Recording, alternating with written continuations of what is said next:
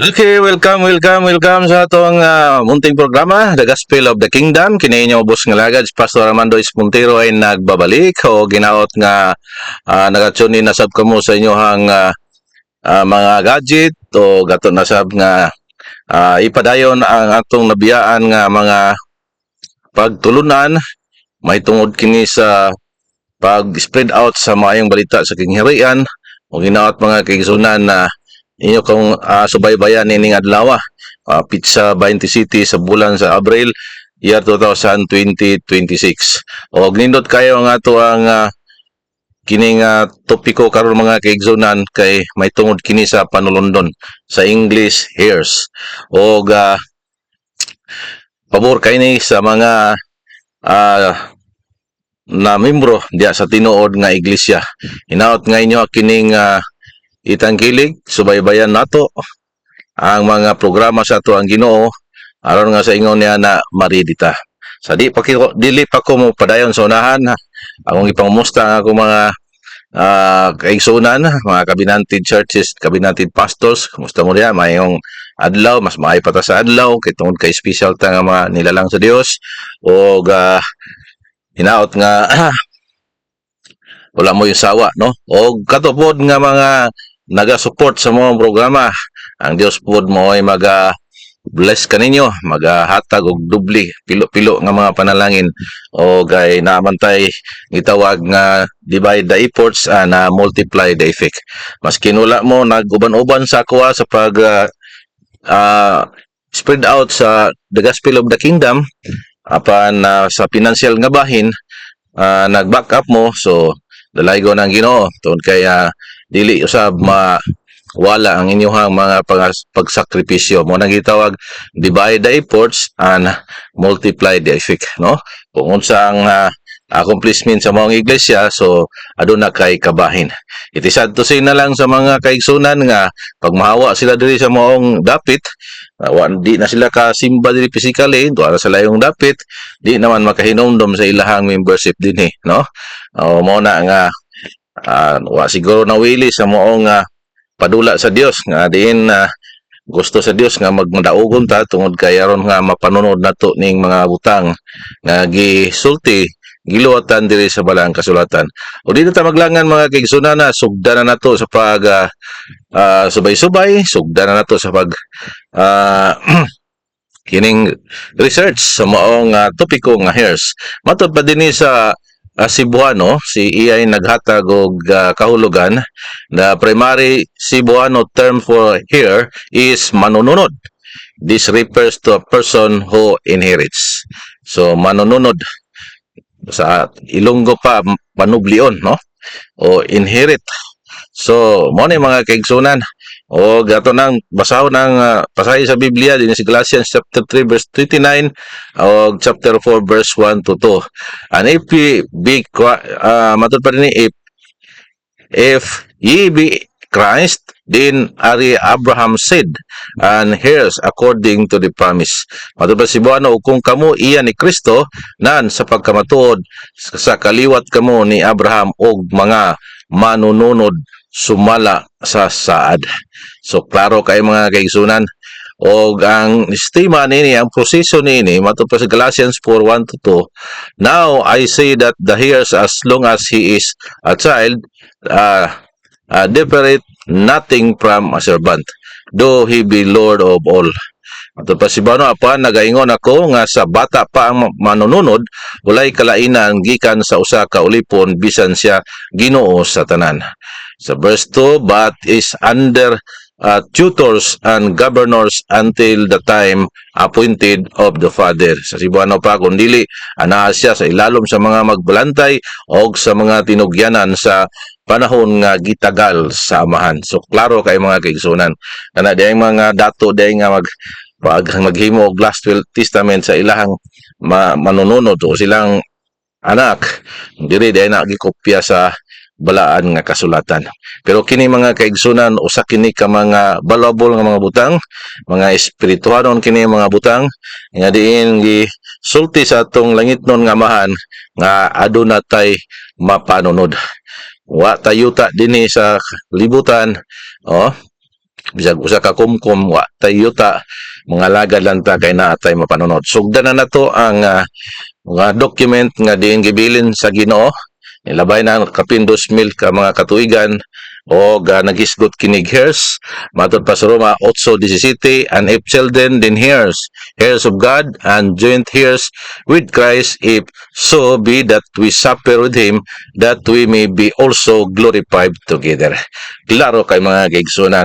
Ang atong maluluwa si Ginoong Jesucristo, siya nagbayad sa atong mga kasalanan o matod pa sa English, kining gitawag nga dili lang sa amahan, matod pa din ni joint heirs with Christ. So diha kang Kristo, kung unsa ang mapanunod niya sa amahan, mauusab ang mapanunod sa iglesia. Tungod kay ang iglesia mao mugod ang ihang pangasaw unon mga kaigsunan. So tataw klaro kayong pasahi sa Biblia o nindot kayo og pabor kayo kanato nga mga kaigsunan nga gi-document sa ato ang Ginoo. Matod pa sa Cebuano, kung kita mga anak man, busa mga manununod kita. Mga manunod sa Dios o masig ka manunod ni Kristo kung matuod nga nagaantos kita uban kaniya aron nga kita pagahimayaon usab uban kaniya. So ang keyword ni pagantos, no? Those who suffer with Him shall reign with Him. So kana na lang nga punto mga kaigsunan, dako na kay nang panulundon nga maghari kita uban ni Kristo. Dugang pang pasahi sa Biblia, Episode 3:6, matod pa dinhi, the Gentiles should be fellow heirs and of the same body and partakers of His promise in Christ by the gospel. So kining gospel mga kaigsunan mo ni gisugo sa Dios diha sa iglesia. Dili ka nang ordinary salvation nga sige giwali nga kundi ka malangit maimpierno, kundi ka maimpierno malangit ka. Ordinary salvation ang mga kaigsunan. Kining gospel mga kaigsunan mo ni gisugo ni Kristo nga mo'y ipawali sa tibuok kalibutan aron nga mahimo sila nga manununod sa moong saad sa Dios ngadto kang Abraham. O kung hintil kita, so klaro kay sa Episode 3:6 nga that the Gentiles should be fellow heirs. So klaro kayo tataw kayo mga kaigsunan nga masig ka manunod kita tungod diha kang Kristo Jesus. O wala gyud din na wala gyud din na absent kining gospel, no? So dugang pa pasahi sa Biblia sa Titus 3:7, matod pa sa English, that being justified by His grace, we should be made heirs according to the hope of eternal life. Sa Cebuano pa, aron nga sa kamatarong kita pinagi sa iyang grasya, magmanununod kita sumala sa paglaom sa kinabuhi nga walay katapusan. So mao kanang pasalig sa balaan nga kasulatan mga kaigsunan. So dili ginato ni siya palabyon nga diin atong ipokus atong una-una sa maong mga panulundon nga naa sa ato ang manluluwas nga mao si Ginoong Jesucristo. Hebrews 1:14 matud pa dinhi, are they not all ministering spirits sent forth to minister for them who shall be heirs of salvation? Dili ba silang tanan mga espiritu nga magalagad nga gisugo aron sa pag-alagad tungod niadtong mga manununod sa kaluwasan? So kining covenant salvation mga kaigsunan, mo ni gitawag nga heirs of salvation, kanang panulundon gyapon kini mga kaigsunan tungod kay mga kingdom privilege manggod ni, no? Muna nga gipang nahimo kining pangutana, di ba? Manununod man kita sa kaluwasan. So klaro kay mga kaigsunan, consistent kayo si Pablo nga nagtudlo, no? Dito sa Corinto, dito sa mga Hudiyo o sa mga Hintil, gi-explain gid niya pagayo ang gospel, no? Diha kita mga lagad, no? O ngani na ay mga Hintil nga wala pa nasakop diha sa iglesia sa atong Ginoo, giterminohan na sa atong Ginoo nga mga karnero. So ang purpose sa pagsugo sa Dios sa iglesia nga tinuod aron sa pagpangita sa maong mga karnero nga wa pa nasakop sa turil. Muna ato nakita diya sa Juan 10:16. Dugang pa nga pasalig sa Dios dinhi sa Balaang Kasulatan mahitungod sa panulundon. Hebrews 11:9, by faith he journeyed in the land of promise and in a strange country, dwelling in the tabernacles with Isaac and Jacob, and heirs with him of the same promise. So mao ni ang gisulti ganiya sa Galatians. So cross reference ni mga kaigsunan nga si Abraham gisaaran og siya mao ang atong amahan sa pagtuo. Kita nga mga hentil na himo kitang kabahin pinaagi sa pag pasakop na to sa tinuod nga iglesia nga gitukod sa ato ang Ginoo nga si Kristo mo'y tagiya niini. So dugang pa sa James 2:5, hearken my beloved brethren, hath not God chosen the poor of this world, rich in faith, and heirs of the kingdom which he hath promised to them that love him? So untos gyapon sa mga pobre mga kaigsoon sa mga kabos, no, nga walay panulundon diri sa yuta kasi ato ang ginikanan og ang Dios nagpasalig kanato nga dapat kita dato des pagtuo aron nga mapanunod nato ang gingharian. Mga hinigugma ko nga mga igsoon matud pa ni Apostol James, patalan hugin ninyo wala ba pagpilia sa Dios ang mga kabus sumala sa kalibutan aron mga dato sa pagtuo og sila manununod sa gingharian nga iyang gisaad kanila nga niadtong mga nahigugma kaniya. So grabe si James mga kaigsunan, one of the apostle sa ato ang Ginoong Jesucristo, nakahibalo gyapon og sold out gyapon mahitungod sa panulundon. Og iya kining gi-pinpoint ngadto sa mga kabos, no, aron nga mahimong dato dias pagtuo. Dugang pa likewise the husband dwell with them according to the knowledge, giving honors unto the wife as unto the weaker vessel, and as being heirs together of the grace of life, that your prayers be not hindered. So mga alagad sa Dios, magmaynampuon ban sa iyang pamilya o iyang asawa o ang asawa usab sa diakono o asawa usab sa pastor, kinahanglan nga loyal o di magniluibay tungod kay adunay giadam sa Ginoo nga mapanulundon sa maong asawa sa pastor nga mapagmatod pa dinhi grace of life, no. So kung mga asawa ka usab o mamana usab, so bungkag kini nga maong bungkag kini mo mga provision mga kaigsunan. So doon namang yoy pinasahi nga gitagana bisan kung maghisgot kitag mga corona na ay pinasahi nga gitagana para sa mga alagad sa Ginoo. Dugang pa din sa Balaang Kasulatan, unang Korinto 6:9 hangtod sa 10, kining mga bagay nga dili na pwede makapanunod mga kaigsunan, kining matud pa din ni gisulti di sa unang Korinto 6, dili ba nga ang tao nga nagabuhat og dawtan dili makapanunod sa gingharian sa Dios. So mo na ni ang atong sinsilyohon mga kaigsunan. So pamaagi kining pagpangutan ni Apostol Pablo. So ang tubag na di gyud, no, busa ayaw ninyo limbungi ang inyong kaugalingon kay dili gayod makapanunod sa gingharian sa Dios ang mga makighilawason lawas sa kaminyoon o ang mga nagasimba sa mga Diyos o ang mga mananapaw, ang mga lalaki nga nagapabaligya sa ilahang dungog, ang mga lalaki nga nakighilawas sa sama nilang lalaki.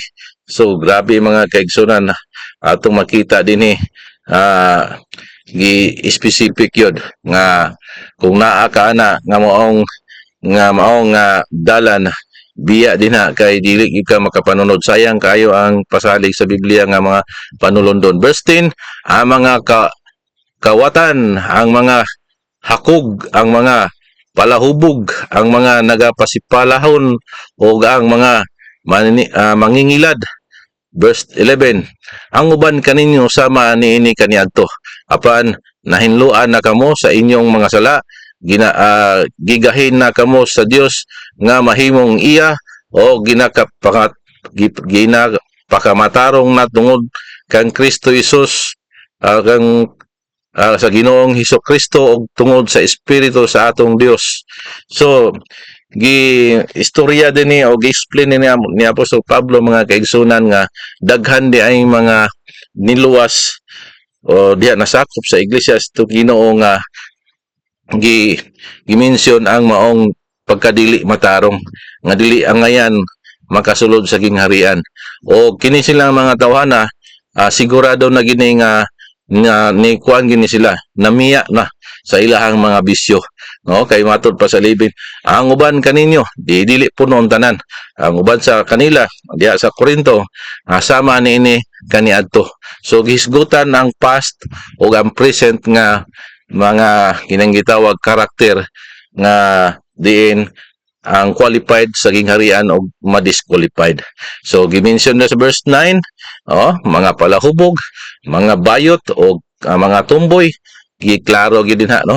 Nga wa giday na luna dito sa gingharian mo na kung gusto ka nga mapanunod nimo ang gingharian so biyain na nga maong batasan og biyain na nga lifestyle tungod kay mo nay makadisqualified nimo sa maong nga dokumento nga giandam ta sa Ginoo para nimo og wala pa nato niya wala pa tayo authority nini tungod kay wala pa ta himong matured pero time will come mapanunod nato kay dili baka kon ng ato ang Ginoo no so mo na nga kung ang usa ka tawo nga mubiya og magbag-o so ayan nagbaliki mga kaigsunan klaro kayo kung magisgot kita og kining third 6 matod pa sa Leviticus 18:22 dili ka maghigugma dili ka maghigda tipon sa lalaki sama sa paghigda tipon sa babae kini gidumtan sa Dios sa English pa thou shall not lie with mankind as with womankind it is abomination so klaro kayo nga gidumtan kini sa Dios nga mao nga lifestyle nga namiya na sa paggamit sa maong natural no kung lalaki ka babae gyud imong gamiton kung babae ka lalaki pod so gi-explain din sa Romans chapter 1 no o matod pa din tungod nini gitugyan sila sa Dios ngadto sa mga kailibgon nga mangilngig kaya ang ilahang mga babae na nag-alili sa paggawi nga kinaiya ngadto sa paggawi nga supak sa kinaiya 27 og sa mausab nga pagkaagi ang mga lalaki migbiya sa kinaiya sa paggamit sa babae na nagdilaab diha sa ilahang kailibgon ng usa ngadto sa usa ang mga lalaki sa ilahang masig kalalaki na nagbuhat sa kangilad og dawat sa ilahang kaugalingon niadtong bayad nga angay sa ilahang kasaypanan.